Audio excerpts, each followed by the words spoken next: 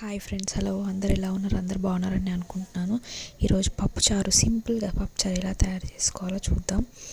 First cooker తీసుకొని అందులో కందిపప్పు వేసుకొని అందులో కొంచెం పసుపు యాడ్ చేసుకొని పప్పు ఉడకబెట్టుకోవాలి. ఉడికిన తర్వాత పప్పు మంచిగా రుబ్బుకోవాలి. రుబ్బుకున్న తర్వాత కొంచెం సాల్ట్, తగినంత సాల్ట్ వేసుకొని కలుపుకోవాలి. మంచిగా కలుపుకోవాలి.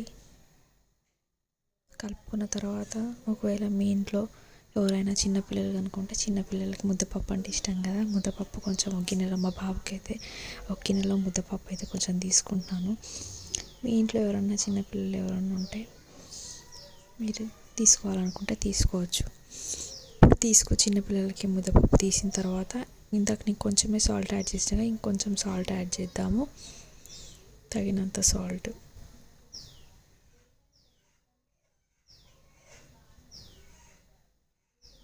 ఇప్పుడు కారం కూడా యాడ్ చేసుకోవాలి. తగినంత కారం.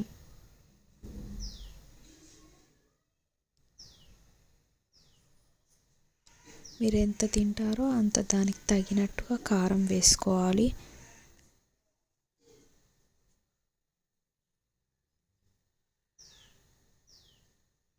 కారం వేసుకున్న తర్వాత మంచిగా ఉప్పు కారం మంచిగా కలబెట్టుకోవాలి.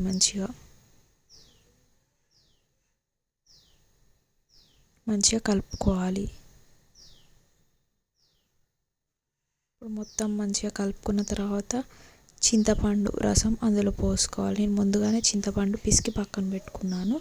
సో ఆ చింతపండు రసం అనేది దీంట్లో పోసేసుకోవాలి. పోసేసుకొని ఇప్పుడు మంచిగా కలబెట్టుకోవాలి.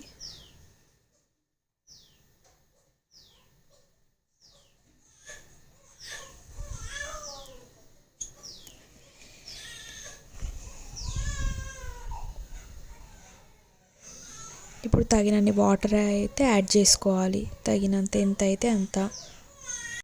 తగినంత వాటర్ అయితే మీకు ఎంత వాటర్ అనుకుంటే అంత వాటర్ యాడ్ చేసుకోవాలి. తగినంత వాటర్ యాడ్ చేసుకున్న తర్వాత ఎంటీఆర్ సాంబార్ మసాలా అనేది యాడ్ చేసుకోవాలి. ఎంటీఆర్ సాంబార్ పౌడర్ అనేది అందులో యాడ్ చేసుకోవాలి. యాడ్ చేసుకొని మంచిగా కలుపుకోవాలి.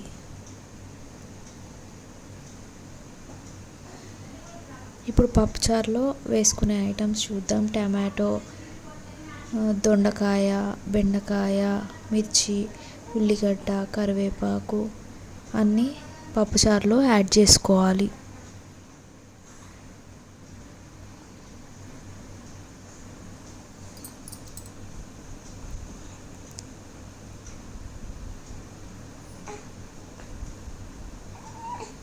అన్నీ వేసుకొని మంచిగా కలుపుకోవాలి.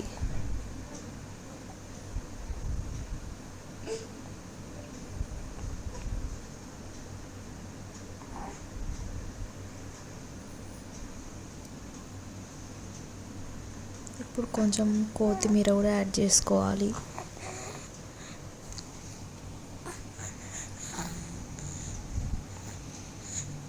ఇప్పుడు సొరకాయ ముక్కలు కూడా యాడ్ చేసుకోవాలి.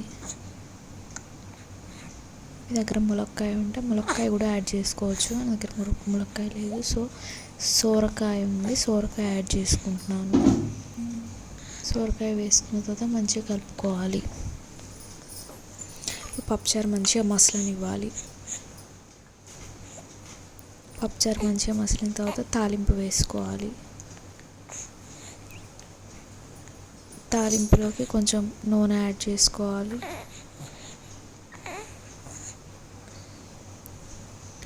కొంచెం ఆయిల్ వేడయ్యాక తాలింపు గింజలు, ఎండుమిర్చి, ఎల్లిపాయలు, కరివేపాకు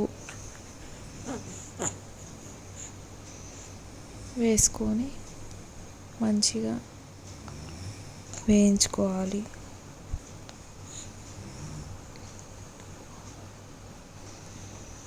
మంచిగా వేగినాయి కదా.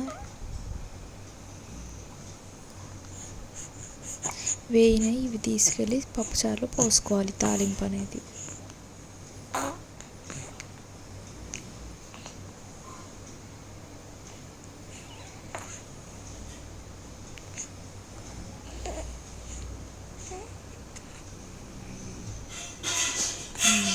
పప్పుచారు అనేది రెడీ అయిపోయిందండి. ఇక ఒక లైక్ చేయండి, నా ఛానల్ తప్పకుండా సబ్స్క్రైబ్ చేసేయండి.